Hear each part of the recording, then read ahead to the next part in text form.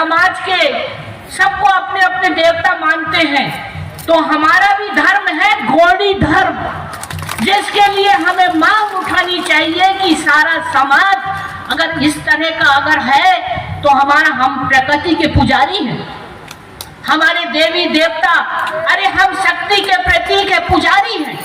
शक्ति कौन है? हमारे पेड़ पौधे, प्रकृति जो है हमारी सब कुछ है।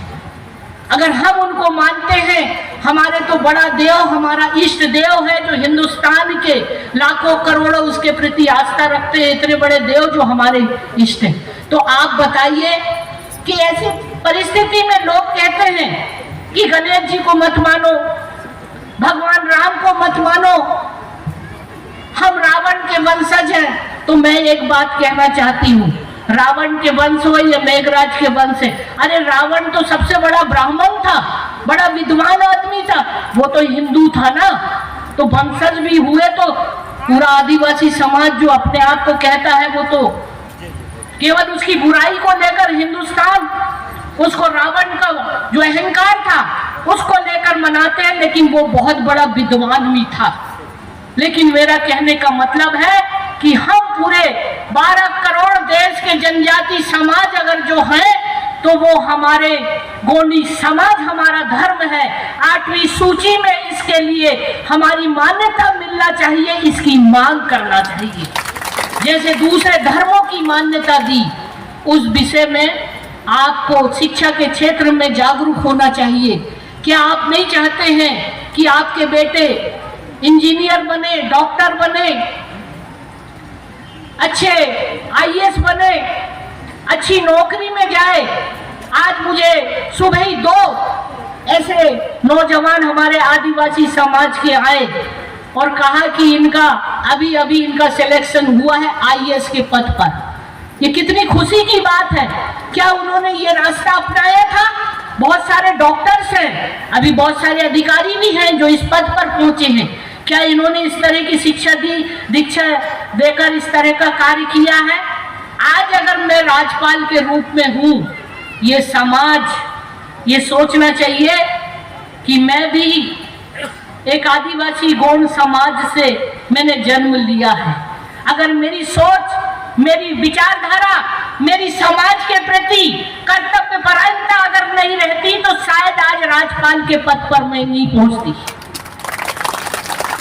और मैं आपको इस बात के लिए आह्वान करना चाहती हूँ कि अगर समाज का विकास अगर करना चाहते हैं तो संगठित होकर संविधान में जो हमें अधिकार दिए हैं उसकी मांग करें, और उसके लिए सरकार, प्रशासन, शासन के सामने जिस दिन आप संगठित होकर अपनी आवाज को उठाएंगे, दुनिया की कोई ताकत नहीं है जो आपको आगे बढ़ने से रोक सके।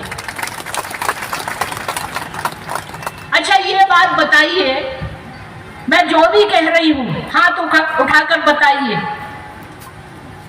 मैं समाज के हित के लिए बात कर रही हूं कि नहीं? बताइए कैसा लग रहा है? बोलिए जय बड़ा देव।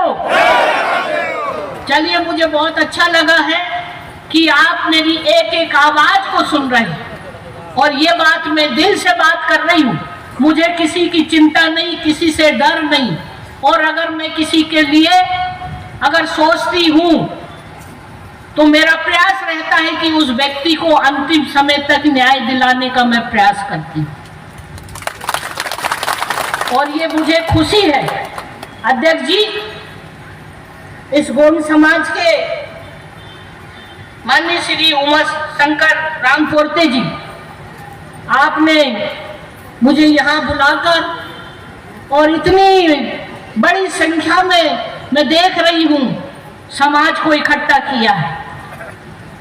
कभी कभी मैं ये भी सोचती हूँ कि समाज में बहुत सारे लोग कई तरह की बातें आपस में मगर अच्छी बताएंगे, करेंगे भी, लेकिन अगर जो व्यक्ति ने अच्छी बात को जीवन में अपना लिया, वो जीवन में अपने आप को, अपने परिवार को और समाज में वो बहुत सम्मान पूर्वक उसका लोग सम्मान देंगे।